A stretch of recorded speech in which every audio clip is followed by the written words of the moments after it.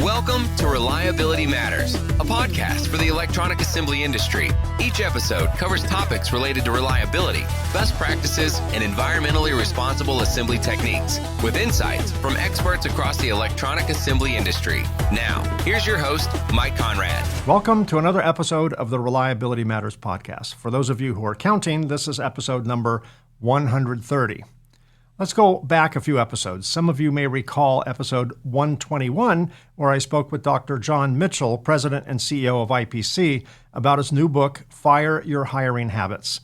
During that episode, we talked about best practices for hiring the best people. I'd like to travel a little bit up the river to talk about where potential candidates come from. While many of the people we interview for positions within our companies come from other companies, more and more, we are seeing new people enter our industry. We've talked a lot about the silver tsunami affecting our industry. The fact is, baby boomers are entering retirement in greater numbers. Check out this recent news report. A lot of the advice that we give to boomers, we would give to anybody, but the baby boomers are a different generation in part because it's just so big. There's so many people that were born. Like you said, Heather, 10,000 baby boomers are retiring every day, and that trend will continue. From now until 2030, 10,000 baby boomers every day will hit retirement age. Millions will begin to officially retire. This is creating a terrific opportunity for young people to enter our industry. Several years ago, I was doing my annual speaking gig at the SMTA Pan-Pacific Strategic Electronics Symposium in Hawaii. I had the opportunity to share my breakfast table with a longtime colleague, Dr. Lasky, a professor at Dartmouth College. Over the course of breakfast, he asked me how I got into this industry and, more specifically, how I started my company. Dr. Lasky is an engineering professor at Dartmouth's Thayre School of Engineering. He also teaches entrepreneurship to his soon-to-be engineers.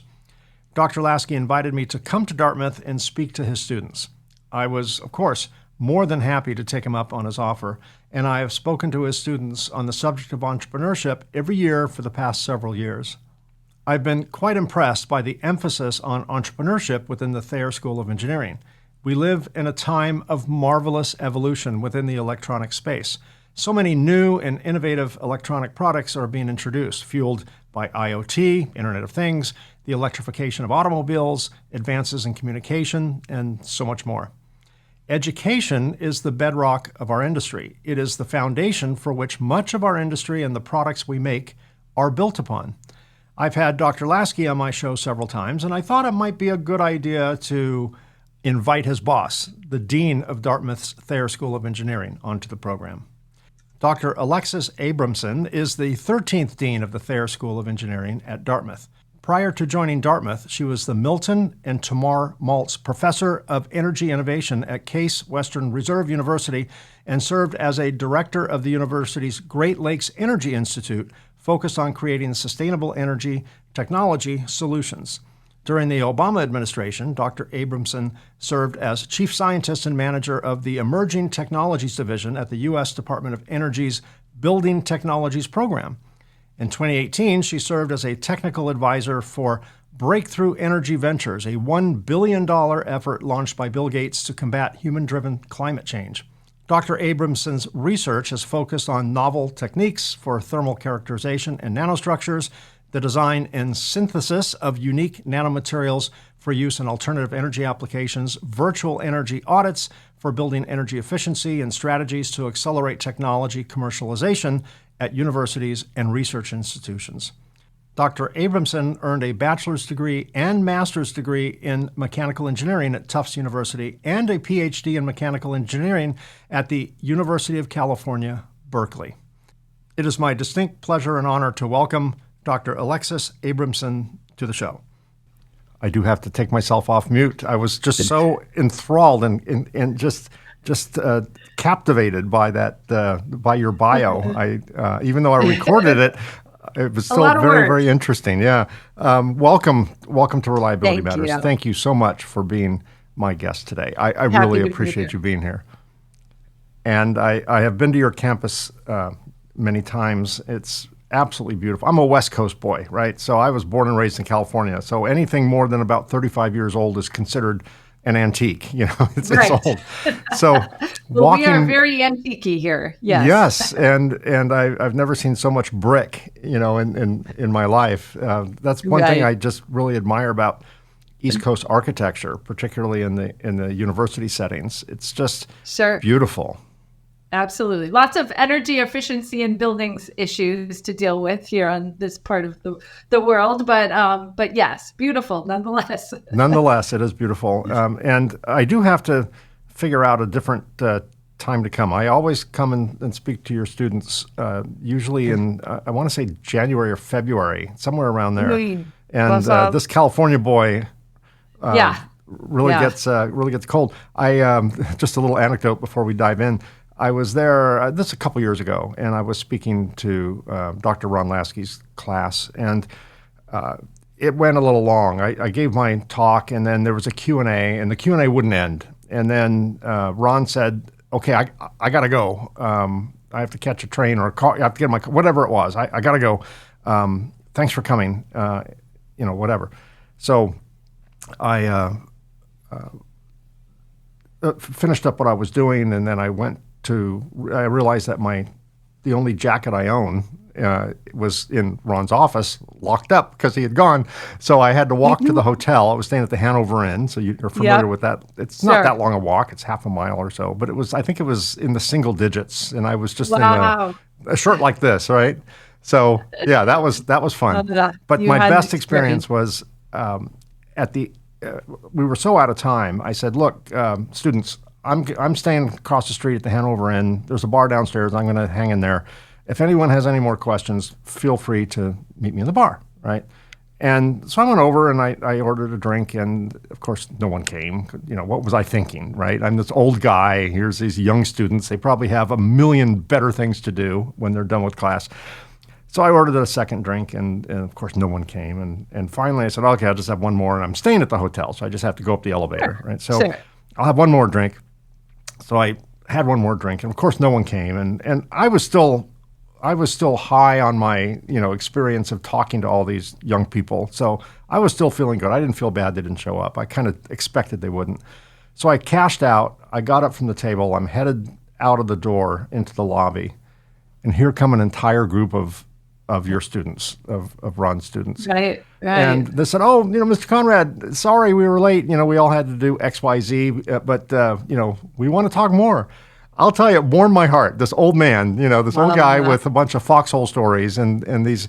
Now, I don't think it had much to do with the fact that I was going to offer to buy them drinks, or maybe they just really wanted to talk. I'm sure not. No. The curiosity alone, I'm sure. Absolutely. So. It was all intellectual, yes. But then I had to I'm already 3 in, and like, oh well, took one for the team. But it was great. Thank you for doing that. Yeah, just when I think, just when I get kind of soured on society, and I think, oh, the next generation, we're doomed with the next generation, just like our parents thought and their parents thought. I spend a day talking to real students in a real university setting, and I'm just pumped up. It lasts me another year, and then just about the time I start getting cynical again, Ron invites me back, and it pumps me up for the year. I have a lot of enthusiasm. Alexis, what inspired you to pursue a career in academia and eventually make your way to dean?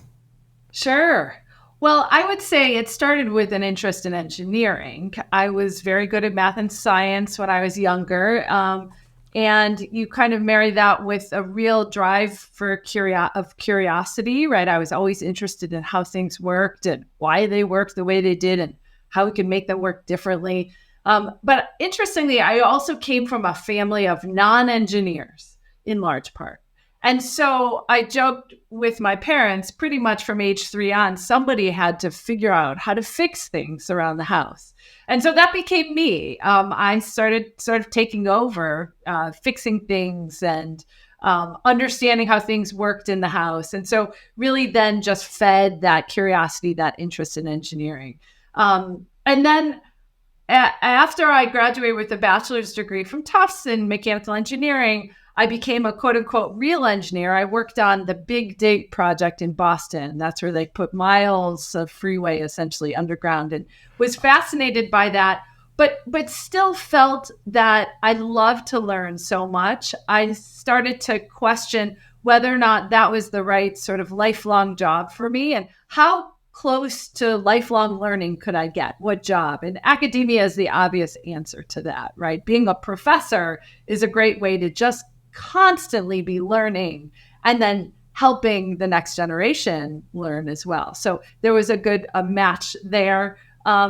And then, as things do in life, one thing leads to another. I really enjoy thinking strategically and thinking how to innovate and working with people, and kind of led to me pursuing different leadership roles and ultimately taking the role here at Dartmouth as Dean of Engineering. Yeah, excellent.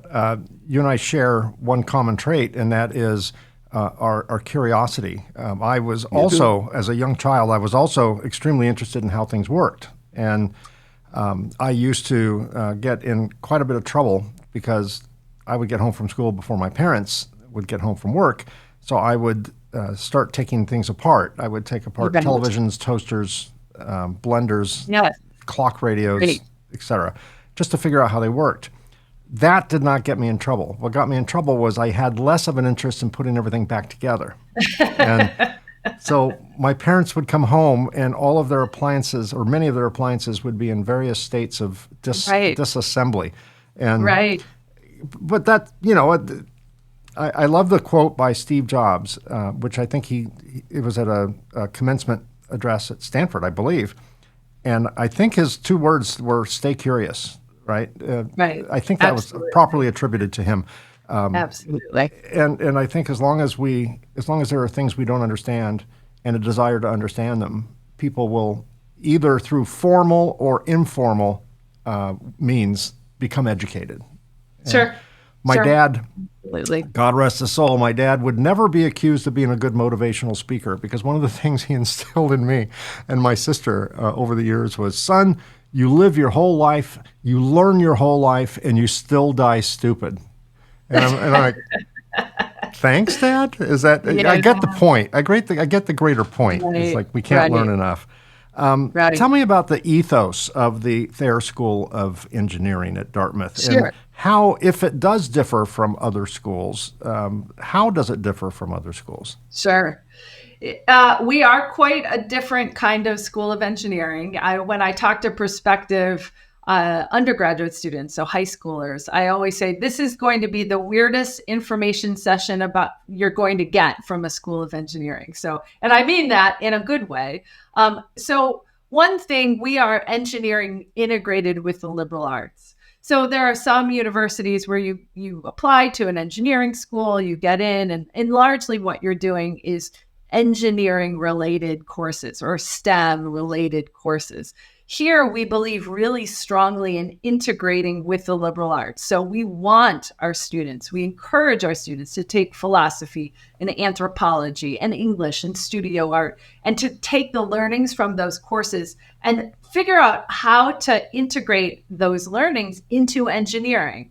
Oftentimes we separate those different disciplines, and we're really all about bringing those together. So we offer a BA, a Bachelor of Arts in Engineering, right, is one of the degrees you can get at Dartmouth because of that integration. You can also get an accredited Bachelor of Engineering degree, which is more like what you would get at other institutions. But isn't it nice to be able to have that flexibility in our undergraduate program to pursue engineering in this very different way?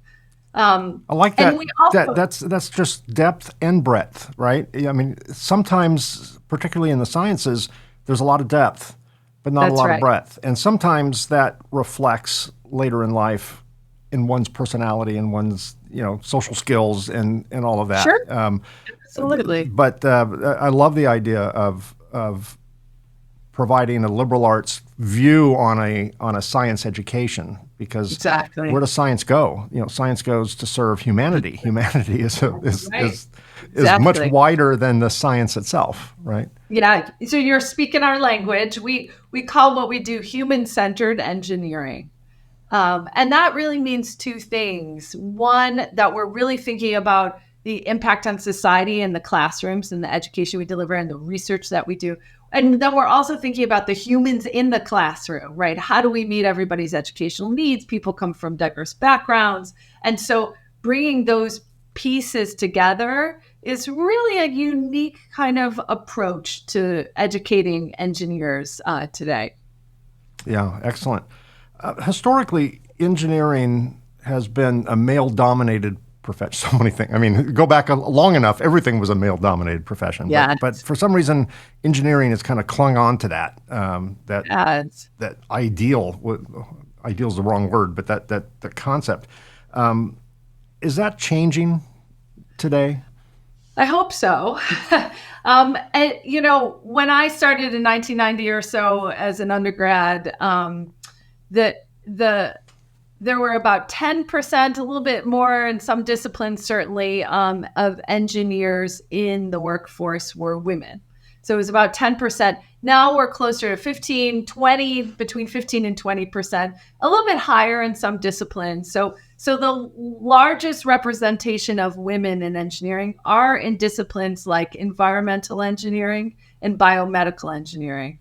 And the lower proportions are in more conventional disciplines like mechanical engineering and electrical engineering. And so we ask ourselves, well, why is that? And there are a whole slew of reasons, why that is, and why haven't we grown even more than we have today? Why is it still at 20%?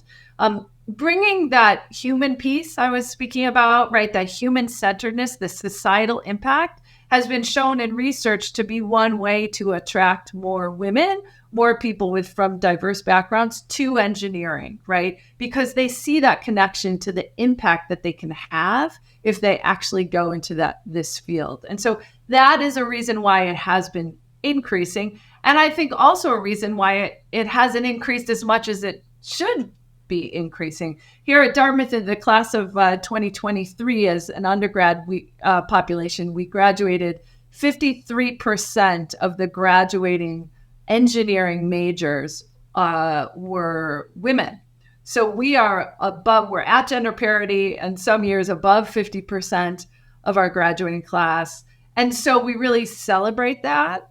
And we really point to that idea of having that human-centered focus, a more focus on inclusion and belonging, is one way to help people who think they might be interested in engineering but kind of doubt their abilities or doubt that does that link with their passion, helps make those connections, make the degree more accessible, and therefore help them go into those kinds of career and professions. Yeah, that's terrific. I speak at a lot of conferences, symposiums, and I've been doing it since the late 80s. And, for all really up until the last decade, I'd say, it wouldn't surprise me if a conference was entirely old guys, seasoned veterans, right? Right. And right. The generals and the admirals of the speaking world. And it would be a rarity if a young person let's say under 30 spoke at one of these events, and it would be even rarer still if a young female or a female of any age spoke. I can remember conferences where there wasn't one single woman either in attendance or certainly at the lectern. That's changed, and I'm seeing both young people and I'm seeing a mixture of men and women speak at these events. It's still lopsided. Maybe not in the education world because it's we haven't received all those people yet into our industry, and they haven't been in long enough to be able to stand at the lectern and share their knowledge. But I can see that over the horizon. I can see what schools like yours are doing will eventually land in our industry. They will make it to, some of them will make it to our industry, and some of them will make it to our lecterns, and we will hear from them, and then that will just get the snowball rolling even faster because more people will see them as role models and say, I want to do that. I want to do that. And it's important to note too, so many studies have shown, and we've had our own direct experience, that having diverse teams just leads to better solutions, right? And so by having more of that diversity, right? If you're an engineering company trying to solve an engineering problem, you have more bright minds from different perspectives at the table, you're going to end up with a better solution. I could name a lot of solutions that are out there, consumer products that are out there, for example, that were horribly designed, right? And you question, did they really have diverse perspectives at the table when they came up with that solution? So, Right. It's important. Well, Maslow said, if all you have is a hammer, you see the world as a bed of nails, right? And I think that same philosophy can be applied to our social experience, to our economic experience, to our life experience. If we have the same gender, the same subset of people coming into engineering, we're going to get the same mind think, and we're going to produce the same types of products. It's just like, well, I hate to say that. I don't want to be accused of just being an Apple fanatic, although I am. But by saying Steve Jobs' names twice in this episode, but he brought a very artsy view to computers. Right. His love of calligraphy ended up changing the way every computer display displayed text. Right. From then on. I mean, that tiny little love of calligraphy, which would otherwise be deemed as that's a random thing to learn. What were you short a few credits? That's the kind of thing. Right.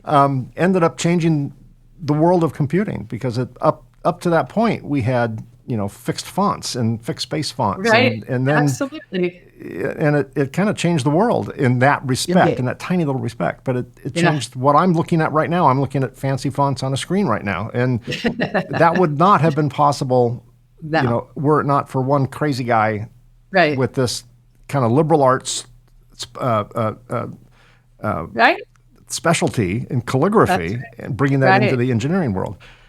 What efforts, just to finish up this subject on male-female inclusion and concentrations in our industry, what efforts are being made either by the universities or perhaps the high schools to attract more women into STEM? Yeah, so I think making engineering more accessible to people from different backgrounds. So let's say you're really bright, you love math and science, but your high school didn't have calculus, right? It's up to universities then to provide you with a path that allows you to still major in engineering, even if you're taking your first calculus class, your first semester freshman year. And not a lot of schools accommodate for that. And I think that is a deterrence to more and more students. So it's something that we are working on in higher education to make engineering and STEM more accessible. The other piece I would point to is having more hands-on, project-based, sort of real-world experiences is absolutely critical, right? Making that link between the differential equations you're solving and how that relates to crack propagation, and how that relates to climate change, right? Making that linkage is something that we haven't done very well or very extensively in higher education. And that linkage to that real world, why am I learning this, is a question that this generation is asking even more than previous generations. And so we need to really adjust our teaching so that we can really attract more students into STEM, and particularly more students from those different backgrounds, who come with different assumptions about their abilities, so that they feel included and that they can learn in the environments we provide. Yeah, very good. You made a comment several months ago on a video that I watched where you stated, we don't do engineering in silos. Explain more about that. What did you mean by that? So at Thayre School of Engineering, we don't have engineering departments, and that is on purpose. We have a School of Engineering. We do have some program areas like biomedical engineering, electrical engineering, where our faculty and students can kind of gather in those disciplines, but we're not set up at like a traditional School of Engineering with sort of siloed departments. So that's a practical answer to your question. I think really, though, we do this on purpose because it really better catalyze interdisciplinarity.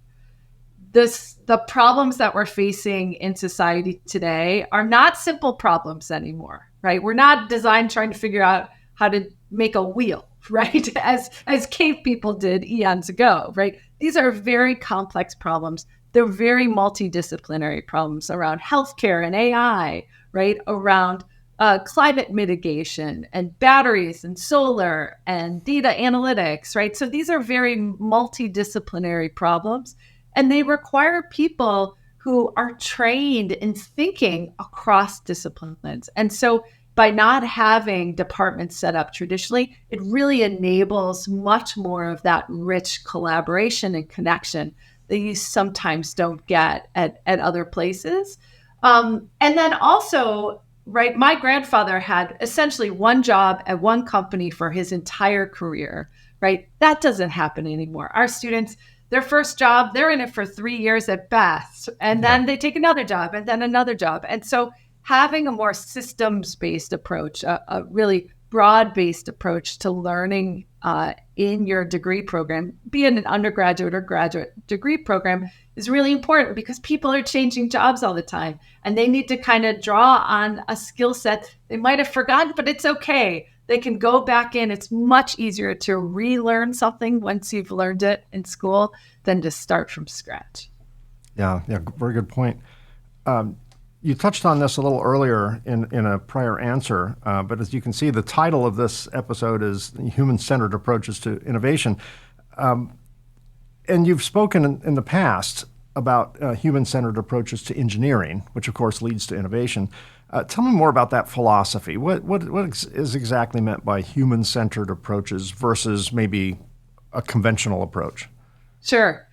Yeah, the more conventional approach is really about taking the perspective from more the skill or the technique or the math. So when you're in, let's say, a heat transfer class as an undergraduate mechanical engineering student, you're learning a lot of equations and you learn, okay, well, if it's in a solid, you use this equation. If it's a fluid, you use this equation. So very sort of practical approach to engineering. And I think that has served us well over time. And I think some students are fine learning in that more, call it cookbook approach. But more and more that curiosity really is woven into how students want to learn and how students need to learn to tackle those very complex societal problems. And so this human-centered approach really is about making sure that societal impact. Why am I learning about heat transfer in the first place? How does heat transfer impact climate change? How can I use it to design new materials to better insulate homes, right? That practical real world is being brought into the classroom. And then it touches on the research piece, right? We do have a really strong research program here at Dartmouth, as do many other universities. And so sometimes you're doing fundamental research and sometimes you're doing research that is close to that societal impact. And we really, while we have engineering faculty of all kinds and students working on all kinds of research, we really do emphasize that closeness to the societal impact. And that comes with more of an emphasis on translation and entrepreneurship that we have too. You and I are on the same mind link right now because my next question was going to be research and innovation are often key components of a university's identity. How does the Thayre School of Engineering at Dartmouth support and promote research activities among both faculty and students? Sure. So like most research active universities, our professors write grant proposals, often to the federal government or to industry. And as a result, we have funding to then support the research enterprise, right? The supplies that they need, we pay stipends to students to work on various research. So that is sort of practically kind of how that works.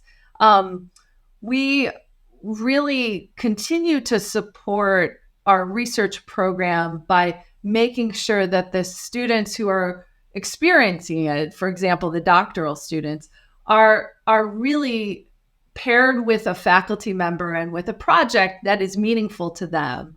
sometimes I call it the choose your own adventure approach to our doctoral program, so that students can really explore their interests that they have, so that they get really excited about the work that they're doing and then translate that into society. So we kind of take that sort of unique approach to the PhD, the research program. Also, just about 70% of our students at Dartmouth that are undergrads have a research experience, and that's a pretty high number. We really like our students, those who are interested in STEM, to get involved in research, to have that real world experience. And again, many of those students, they catch the bug, and they may not become researchers in their careers, but they sort of catch that bug and want to know, want to learn more, and want to think, how do I take this, whatever it is they're doing, even in their careers much later on, how do I take this and really move it towards impact? Yeah, excellent. One subject that's quite near and dear to me is entrepreneurship.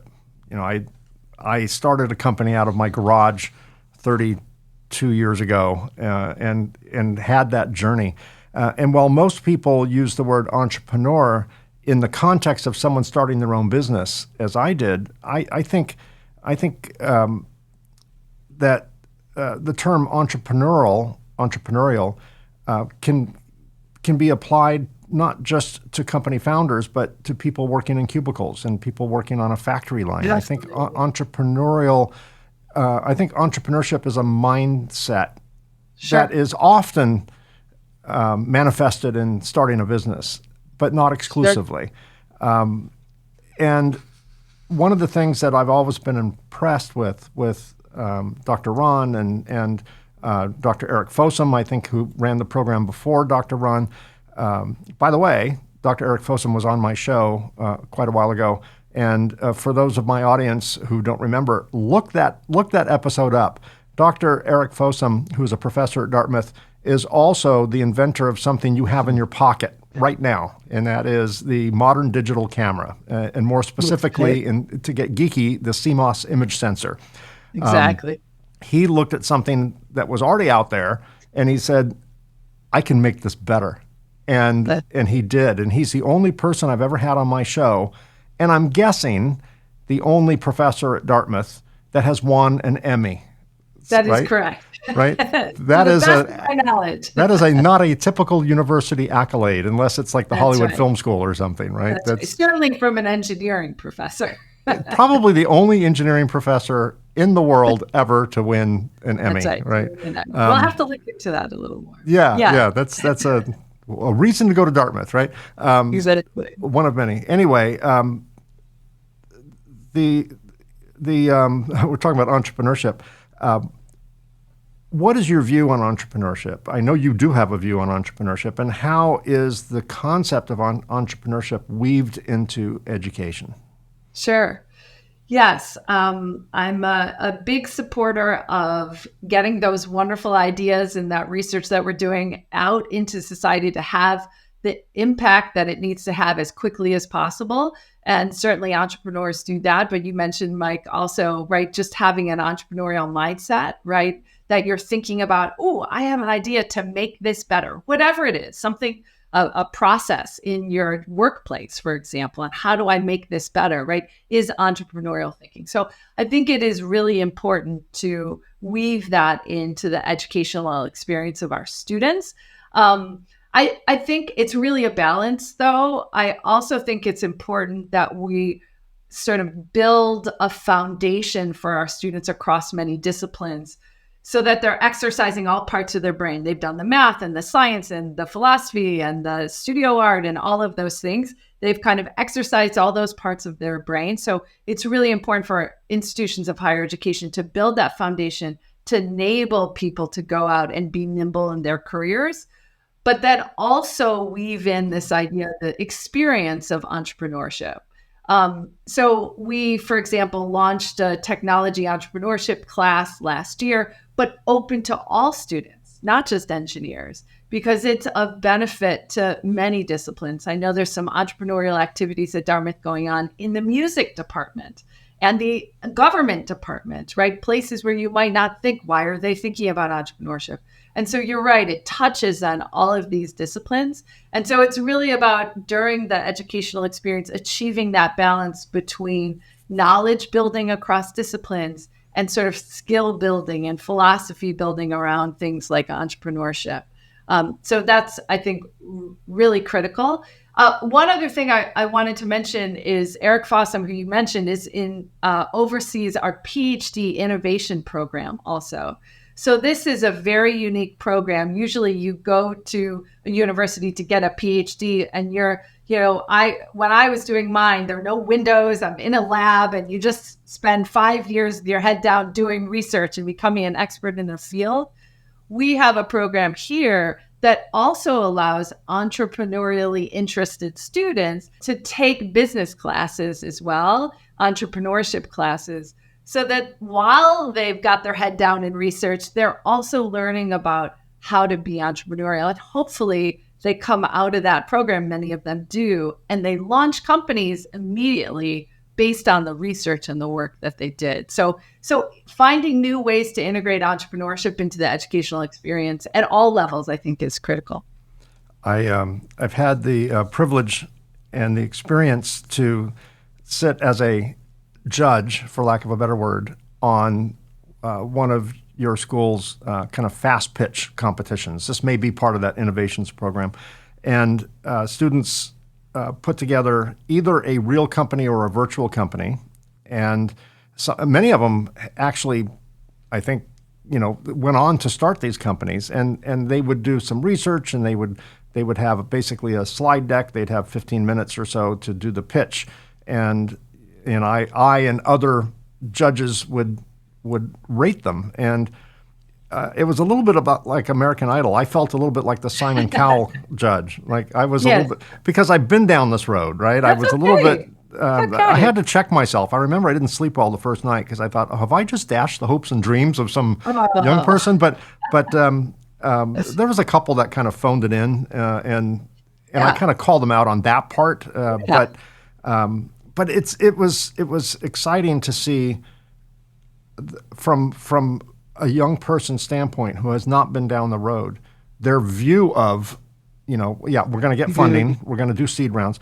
And there were two types of students: those that really had a passion for the tech that they wanted to promote.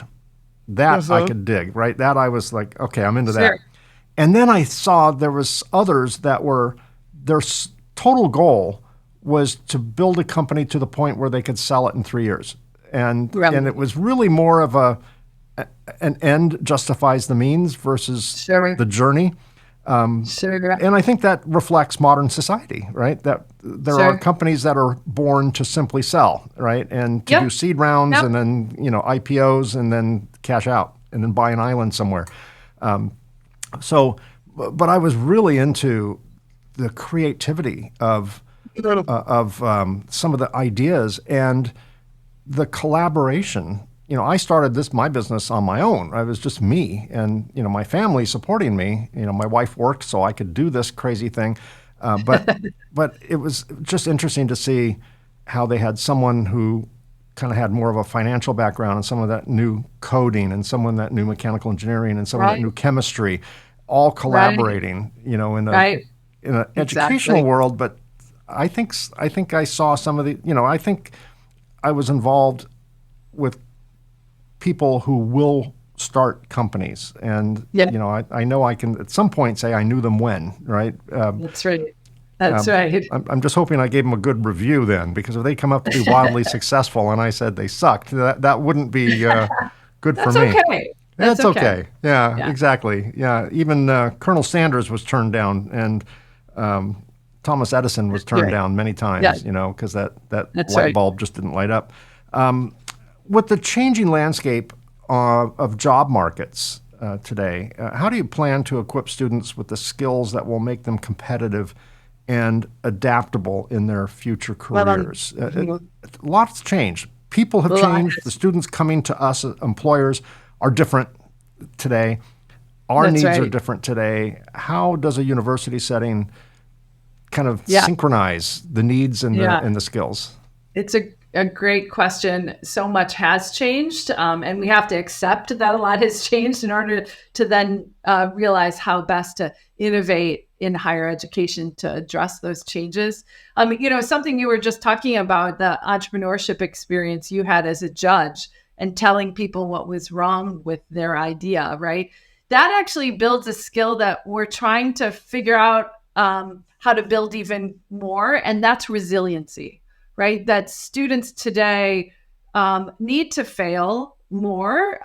They're coming perhaps from a background, some of them certainly coming from hard backgrounds, some of them coming from backgrounds where, everybody on the soccer team got a trophy, right? Kind of feeling. And so it's teaching students that it's okay to fail and to be resilient is really important. So having more opportunities for things like the pitch competitions you were describing is really critical. But also really integrating those what's sometimes called soft skills. I don't necessarily love that term, but the learning how to communicate, learning how to work in teams, learning how to work in diverse teams especially, that is something we need to do more deliberately in the education we're delivering. Sometimes there's like an ethics course that the engineers have to take, but really that's not enough, right? It's about integrating ethics, integrating communication and teamwork skills into many, many classes. And so that's something that, we're working on at Dartmouth. We have more work to do, but to really prepare students for a life. And they need those additional skills at the college level, at the high school level as well, in order to succeed in life. So really making sure that we integrate that in. Yeah, one good class might be how to communicate thoughts in more than 140 characters. There you go. Although at the same time, sometimes I teach a class, freshman seminar class, even though I'm an engineer. It's a writing class on energy and sustainability. And I really challenge them. They like to write and write and write. So cutting down your words to be more succinct is also I think, I see both sides of that. But we're not limited in social engagement to 140 characters. In the real world, we can convey no matter how long it takes to convey it. That's right. I know I'm getting old when I start any sentence with the phrase "kids these days." We have all become our fathers. We all eventually become our fathers.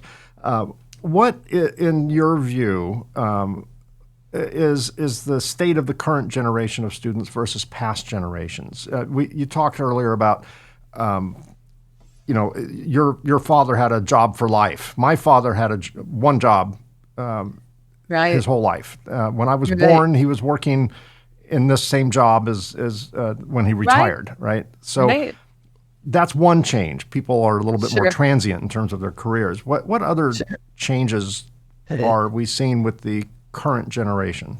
Sure. So I'll name a few things. One, they're always moving fast, and I think that's good for our world. We need fast solutions, and so that's one. They're more. This new generation is more committed to work-life balance than any generation prior, I think, and so companies need to figure out how to accommodate for that, and that's a good thing. This generation, as we know, is more prone to anxiety as well. And so we need to think about how to address that. We can't just deny it. We need to figure out how to address that. They're also more equipped to use social media and tech in kind of unique ways. And so sort of those differences are things that, again, both higher education as well as companies need to figure out how to best support the newer generation and the needs that they have. One example around the work-life balance kind of is around sort of remote work, right? And providing more people with an ability to, some flexibility to do some of their work remotely if it can be done that way. And so we need to adjust to accommodate for that as well, to have a more inclusive place, right? Where people should be coming to work every day feeling good about being their true selves and contributing to the mission of the organization, and making that more of a priority to communicate that to their employees, and to involve employees in that goal setting, in that trying to sort of be the best company that they can be. And that's a little different from prior generations. But I think that the more we do that, the more it's going to benefit everybody and really help push products forward, right? Help make sure that we're taking that human-centered approach, right? So that we're arriving at the solution perhaps quicker or a better solution than we otherwise would have, by embracing some of those characteristics that the newest generation is exhibiting. Once a student graduates with a degree, what advice would you give them to pursue a career within their chosen field? So I think the first piece of advice is do something that makes you excited, that gets you out of bed every day, right? So if you've studied engineering and you love engineering, really make sure you're taking a job that aligns with that passion. Sometimes I find that students take the job with the highest salary and then they leave pretty quickly because they're not getting that alignment with that passion. Maybe they're not even getting the work-life balance that they need, right? And so one of the most fulfilling things I see happen is when you have somebody graduate with an engineering degree, they can get a really good salary, and they go work for a nonprofit to use those technical skills to benefit a nonprofit that's benefiting society. So I always am so thrilled when I see our students really following those passions to the benefit of society. And so that's the strongest piece of advice that I would give. But the next piece is really to look at the culture of the particular organization that you're going into. And as you change jobs, it should always be a question, right? Am I a good fit? Does this company align with my values or not? And making sure that you're really exploring that through the job interview process, and hopefully coming out the other end being a contributor to something you really believe in. Yeah, it's interesting you say that. Our company hires, obviously skills are important, particularly in certain positions within our company. But we concentrate more on values and culture than we do skills. Certain skills we can teach. Skills can always be improved. Value and culture, yes, things can happen that can alter that later in life, but it's much more rare that one changes their values midstream. That by the time someone is in their 20s or 30s, a lot of that is fairly set. But for us, it's important that we work as a team, and I don't mean that in a Pollyannish kind of way. We really have to work as a team. We are really a collective group of people that all share the same goal to produce the best products we possibly can, best in class, et cetera, change the world in a positive way. We make products that are very green, and that's just part of our ethos. And even though we're in a tech world, we still are environmentally conscious. So we really want people on our team that kind of share that passion, not someone who's just a good coder or a good electrical engineer, or a good welder or whatever. Right. Yes, we expect that too, but that's kind of down here. The other stuff is probably more important to be successful at our company, to have a career as long as that person wants to stay on our bus for their journey. It's interesting. From your perspective, what careers in engineering, in the engineering world, are hot right now? What do you see? Where do you see the void that are just starving for staff, talented people? Yeah, it's funny you use the word hot, because I will point to climate change and global There you go. warming. Good segue. Yes.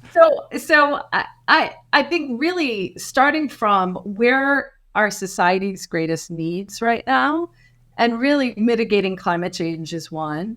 Probably the second one I would point to is related to the healthcare field. And so of course, both of those big, huge problems that society is facing they need technical solutions, right? Be it from, we have faculty working on batteries that work in cold climates because indigenous people can't burn diesel anymore, and they need solar panels and they need batteries that operate at those low temperatures. So you think you're solving a societal problem, but you need technologists, you need engineers involved in those solutions.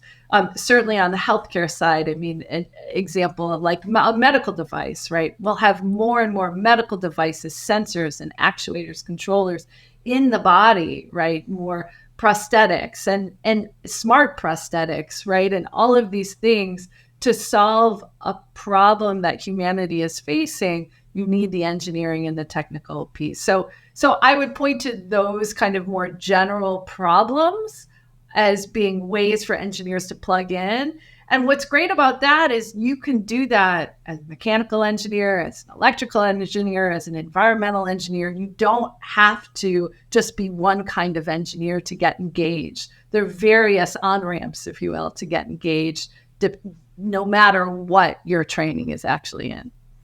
Yeah, you mentioned medical a couple of times.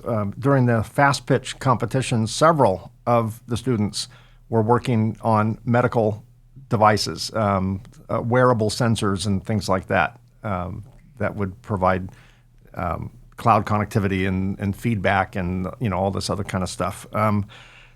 Well, it's most parents' dream, I guess maybe financially nightmare, but generally in the higher term dream, to send their children to an Ivy League university. The fact is, college may not be for everyone. It is not for everyone, right? And no matter what college. And in your opinion, what other forms of alternate education are out there, such as trade schools or whatever? What's your view on trade schools? What's your view on every child going to college? Right. I'm not asking you who should and who shouldn't, because that's not the appropriate question. The appropriate question is, what mindset, who would benefit, who would be successful from going to a 4-year or longer university experience versus a 1 or 2 year trade school? Sure. Yeah, it's a really important point, and I think something that is definitely in the future of our country to think more deliberately about that and put more plans in place to make sure that we're guiding people to the right post-high school educational experience that aligns with who they are and what their goals are. I have a good friend who lives in Switzerland, and was there visiting her this summer, and she was explaining to me a little bit in more depth about what they do over there to really guide people towards different high school experiences, even depending on their interests, depending on how well they do on an exam, for better or worse. So I do think that it's important that we do a better job in this country of providing people with different skills that match who they are, what they're interested in. Certainly, if you have somebody who is very interested in learning more across a lot of different disciplines, then an Ivy League institution, many of the quote unquote, top-ranked institutions are probably going to be a good fit, right? If they're very curious and they love learning, they want to learn and take all these different classes in different areas to exercise all parts of their brain. So build that foundation that a 4-year institution makes a lot of sense. A trade school, a community college is often more focused on skill building. And sometimes that makes more sense for some students, right? It's more about building very specific skills so they can go right into an industry job and actually start working, usually sooner than you do when you go the 4-year college route. So I think it's really important for every parent to take a real kind of objective look at their kid. I have 2 of them. They're 2 very different children. And so we approached it very differently for the 2 of them. And I encourage parents to do the same and really explore what the options are, because I think a lot of parents don't know that there are this variety of options available for their children. Yeah, excellent. My second to last question is, I own a manufacturing company within the electronic assembly space. Many of my listeners either own or are in management of companies or on engineering level in manufacturing companies. How can industry in general support universities? We are the benefactor of your work, clearly. Sure. How can industry support universities in general, Dartmouth specifically, in ways that provide maybe a long-term ROI for the manufacturing companies and a benefit for universities? And I'm glad you mentioned this, and I'll put it in the context of a field that you know well, the semiconductor field, and the CHIPS Act, which is a $50 billion or so endeavor by the U.S. government to really bring more chip fabrication back to the U.S. and to really make sure that we have trained individuals, right, from the community college level through the PhD in the area of semiconductors and other related fields, right, having to do with the computer industry. So it's really important that as we do that, as we're thinking about making sure that our students have that foundational knowledge as well as the skill set, that we're talking to industry about that. And so getting industry more engaged and helping the colleges and the community colleges think about what is the curriculum we need to provide to best prepare our students is absolutely important. Recently, because of my interest and Dartmouth's interest through President Bilek in the CHIPS Act and playing an important role in that, we've had conversations. Just yesterday, I was talking to IBM about this, and we've had great conversations with Micron as well, right, about how we can think about changing our curriculum to really address these really critical needs too. So having those conversations is important. There's the other obvious piece, which is making sure that companies are connected to universities for internship and career fairs and job placement and all of that. Most universities have great career offices. And so connecting in and finding ways to connect to the students, either through that traditional career fair or other mechanisms. There may be speaking opportunities in classes like you've done, Mike. There may be other opportunities at networking events to participate in that. And just making sure that that connection is happening and the path for internships and jobs are made available. And it's generally really easy to make those connections through those career offices. Yeah, absolutely. And my last question, Alexis, from your perspective, my last question always has to do with a crystal ball. So get out your crystal ball. Let's look into the future. From your perspective, where do you see the future of education? Yeah, so education, higher education in particular, is changing quite a bit. I think a real number one issue in front of us is that we need to rethink what we teach and how we teach it, what we research and how we research it, right? Because we're sort of dual purpose there, teaching in the classroom and researching in the laboratory. As I was mentioning earlier, right, students are different than they were certainly 50 years ago.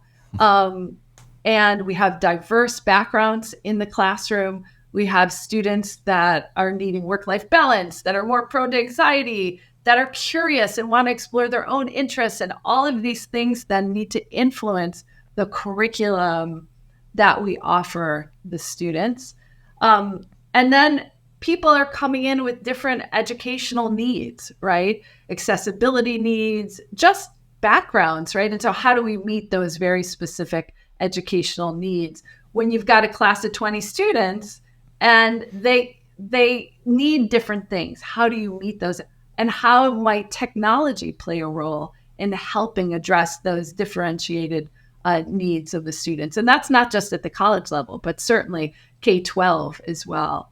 So it's a lot of change that I foresee, that I'm not alone in that way.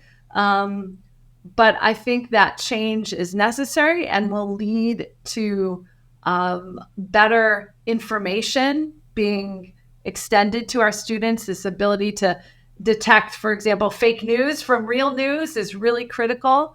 The ability to make informed decisions as an adult requires that imparting of real knowledge. And I think we're not doing the best job that we can. And so that change in the future to be more human-centered, to address those differentiated needs, to teach important topics that people need to learn today to be well-functioning, good citizens in the world, will only be of benefit to everybody if we can do that. Wonderful. Well, Dr. Alexis Abramson, Dean of the Thayre School of Engineering at Dartmouth College, thank you so much for spending the last hour or so with me and my audience. I really appreciate it. I love the work your school does, your college does. The members of the staff that I know, a couple, I have a lot of respect for. I love traveling there annually and speaking to the students. Like I said, it fills my tank up, my optimism tank up every year. I'm very confident that our industry is benefiting from the work that your school and others are doing to prepare, the people who are going to carry the torch forward for generations to come. And I'm also keenly aware that it's not easy. When it's a moving target. People change, society changes, generations change. And even though we think that this generation is so unique, so were the generation of the 60s, so were the generation of the 40s, so were the generations before that. And it's kind of a rite of passage that we think that the new generation is so different, we worry, we get anxiety. Talk about young people having anxiety. I think old people get anxiety about the young people, right? So, absolutely. But society survives. We flourish on that. And and I know that can't be easy to have to navigate those changes in addition to having to educate, right, on the basics of science, which tend not to change, right? So it's definitely a moving target, and I appreciate all the work that you do and your team and the educational institutions in general. So thanks for all the work you do. Thanks for sharing some of that work with me and my audience today, and I really appreciate your time. And I look forward to meeting you in person next time. Absolutely. Next time I'm having drinks with your students, you can come and join us. That's right. Let me know. You're invited. All right. Thanks, Mike. Thank you. Well, that's another episode. Thank you for listening to or watching the Reliability Matters podcast.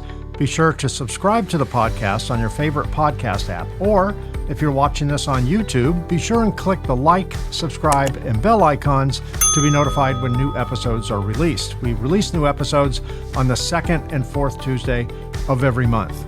A special thanks to Circuit Assembly Magazine's PCB Chat at pcbchat.com and Ascendo Reliability at reliability.fm for syndicating the show. Thanks again for being part of our podcast family. Stay safe, stay healthy, stay happy, and perhaps most importantly, keep doing it right. I'll see you again in 2 weeks. Thanks for listening to the Reliability Matters podcast. Join us on the second and fourth Tuesday of each month for new episodes of Reliability Matters.